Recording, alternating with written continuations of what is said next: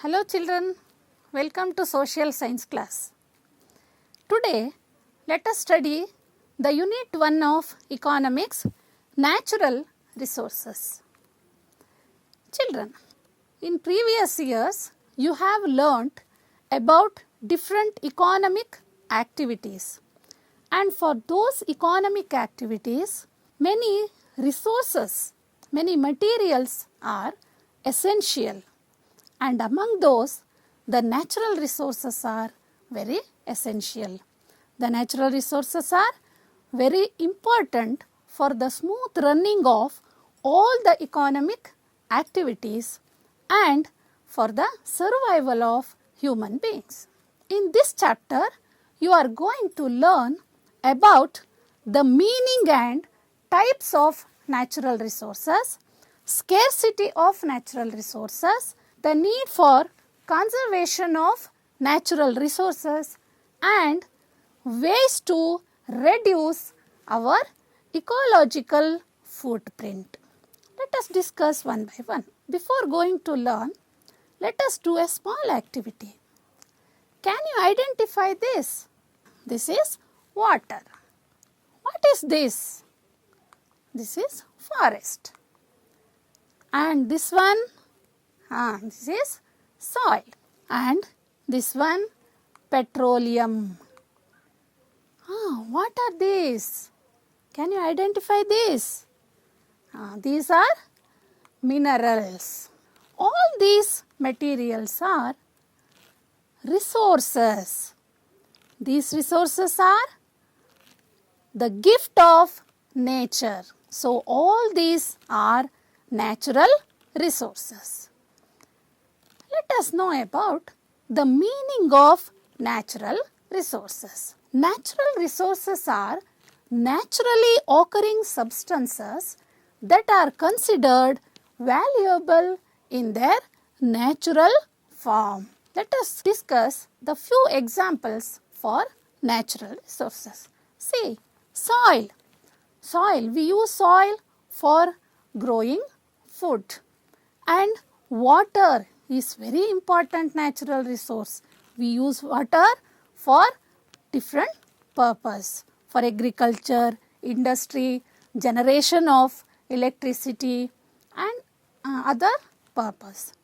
And trees, the trees are very essential for regulating the environment, as well as we use wood. We extract wood from the trees and we use trees as the raw material for the industries.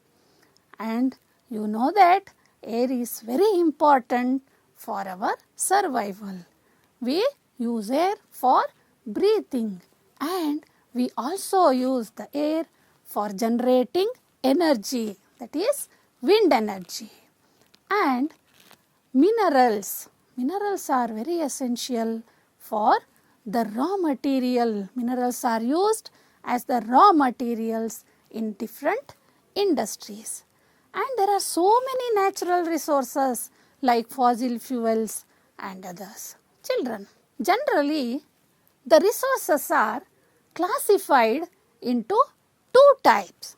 One is renewable resources and the other one the non-renewable resources. Look at the logo of renewable resources. Generally we classify the natural resources into two types. One is renewable resources and another one non-renewable resources. And the renewable resources get replenished as we use them. Through the natural process, the resources get replenished by the nature. So, they are non-exhaustible resources. For example, we have already discussed water, air, soil, sunlight. All these are non-exhaustible resources. They are renewable resources. And non-renewable resources get depleted as we go on using them. they are emptied and they cannot be created again. Through the natural process, they cannot be created again. So, they are exhaustible resources. Can you give the example for exhaustible resources? Minerals, fossil fuels. These are examples for exhaustible resources or non-renewable resources.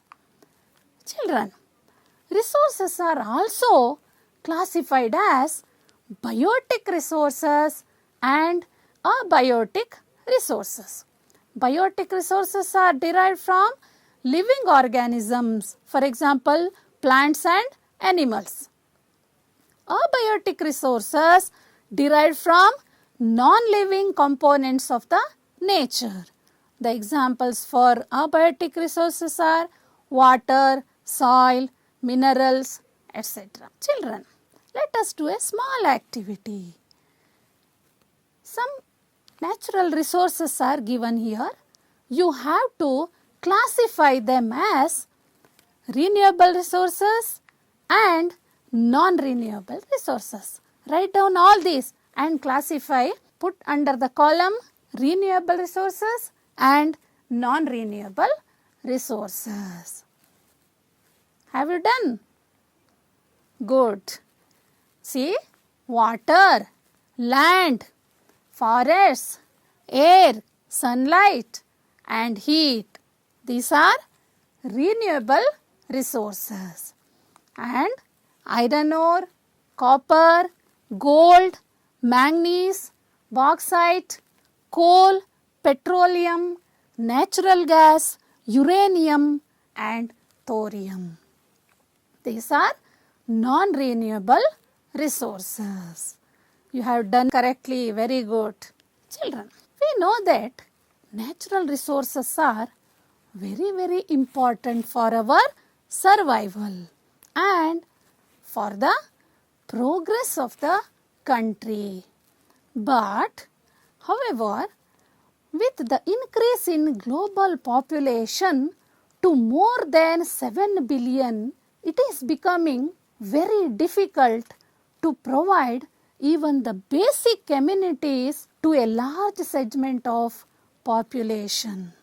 We know that human wants are unlimited, but the resources are limited.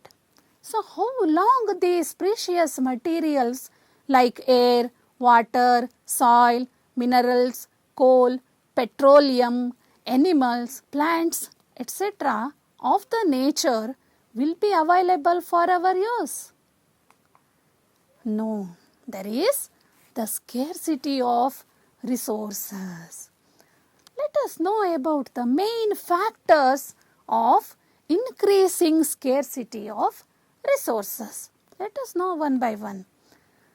See, overpopulation. This is the main factor for the scarcity of resources, because to provide water as well as energy source, for provide basic amenities to the large amount of population, there is the need of heavy natural resources. Secondly, growing industrialization.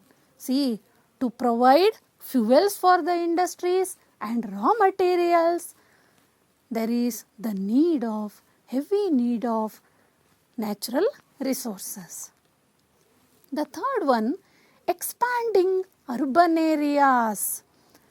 For giving electricity and water supply, we are using a lot of natural resources. See, atmospheric pollution. We are polluting our atmosphere by using the excessive vehicles as well as industries. And water pollution and land degradation by dumping the industrial wastes. We are polluting our water. So, we are polluting the water resources and also we are degrading the land. These are the main factors of increasing scarcity of resources. See, when there is increase in population leads to the increased economic activities, and these increased economic activities increased scarcity of resources, and this affected the quality of the resources. So, we have to conserve the natural resources. And how can these scarcities overcome? Let us discuss one by one. We can overcome scarcity of resources by exploring and discovering new sources of resources like tidal energy and geothermal energy. Like this, we have to discover new sources of resources and discovering substitutes and alternatives. See, instead of coal, because coal is an exhaustible resource, so instead of coal we have to use wind energy and solar energy, etc. And we have to use plastic materials instead of wooden. Why? We can recycle plastic material, but by excess use of wooden furnitures, there is the need of deforestation for using wooden for the furnitures. And we can use the ethanol instead of petroleum, diesel, etc. Children, see, there is the need of increasing the efficiency of resources. For example, the two-stroke engines used more fossil fuels or more source of energy than the four-stroke engines. So, we have to replace the two-stroke engine with the four-stroke engine.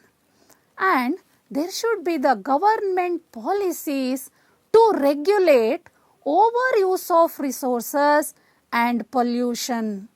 There should be a strict policy to regulate the overuse of resource as well as to control the pollution. And educating people about the conservation of resources and less polluting ways of doing everyday activities. We have to develop consciousness about the importance of natural resources and the scarcity of natural resources and why we have to conserve the natural resources. Children, how can we do the conservation of resources? We can follow 4R strategy. You know, what is 4R strategy? See, these 4 R's are there. Observe the picture. Reduce, reuse, recharge or regenerate and research. These are the 4R strategy. Let us discuss one by one. What is reduce? Reduce refers to minimizing the use of resources and their wastage or trying to use less amount of any resource. It will also reduce pollution. We are reducing, if we reduce the use of resources, then the pollution will be reduced. For example, you can reduce air pollution by reducing the use of your vehicles. When you reduce our vehicles, when we reduce the use of vehicles, then we can reduce the air pollution. The second one, reuse. We have to reuse. Very simple but effective way to conserve resource is reuse. Every resource has not only alternatives uses but can be used multiple times. For example, the water that was used for bathing can be used for gardening, and waste paper can be converted into packaging material. See, these are the few examples how we can reuse the used resources. The third one, recharge and regenerate. Taking steps to allow the reuse to grow, recharge and regenerate is taking steps to allow the resource to go through conscious human efforts. For all rainwater harvesting efforts, recharge groundwater. If we take rainwater, if we do rainwater harvesting, it recharges our groundwater. And afforestation recharges tree stock and the biodiversity. So, we have to recharge and regenerate the resources. And the fourth one is research. Researching ways to find renewable alternatives to non-renewable resources, because non-renewable resources are limited quantity and also the renewable resources are likely to be exploited. While the non-renewable resources are available in fixed quantity, renewable resources are likely to be exploited beyond their generation rates. So, we have to research alternative resources. For example, solar or wind energy is a renewable alternative to the energy we use. Children, what can we do to conserve these resources? Let us discuss one by one. See, purchase less stuff, because less stuff, more happy. If there is an urgent need, then only we have to purchase. And the second one, reduce excess packaging. We can reduce excess packaging and recycle materials like metal cans, old cell phones and plastic bottles. When we recycle all these materials, it reduces the pollution as well as we can reduce the use of natural resources or the tapping excess. We can reduce the excess tapping of natural resources. Purchase products made from recycled materials. We have to purchase product made from recycled materials. And keep air and water clean by not polluting the environment. When we keep our water clean by not polluting the environment, it helpful for our survival. Plant new trees to replace ones that we cut down. See, when we cut down a tree, then we have to replace that tree by planting, and we have to conserve energy at home. Whatever energy we need, that much only we have to use. For example, switching off lights when we are not using or during the daytime. This is one example to conserve energy at home. These are all the methods to conserve our natural resources. Children, you think for a while. We are exploiting so much of natural resources to satisfy our unlimited wants in the name of modernization, in the name of development. We are using more and more natural resources for our comfort. So, who can measure this? How much pressure is the mankind putting on the planet Earth? Can we measure this? At what amount we are putting pressure on the planet Earth?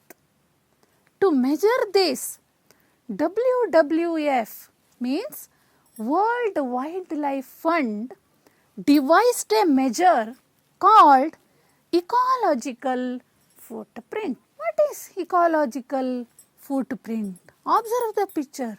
It includes all how we are exploiting our natural resources. The World Wildlife Fund in its Living Planet report of 2014 found that in 2010 the global ecological footprint was 18.1 billion global hectares. Global hectares means GHA, 2.6 GHA per capita. This means the Earth's total capacity was 12 billion GHA or 1.7 GHA per capita. See, in 2010, the global ecological footprint was 18.1 billion global hectares, where the biocapacity was 12 billion global hectares. Think how much we are using, how much we are putting our footprint on the earth. We are using more than 1.7%. What can you do to reduce your ecological footprint? We can buy organic food or locally grown. Children, these are the methods to follow to reduce our ecological footprint. See, we have to buy organic food or locally grown produce, and we have a kitchen garden, and bring your own bags to the store to bring the materials. And instead of drinking juice box, you can eat a piece of fruit. Then we can reduce the wastage.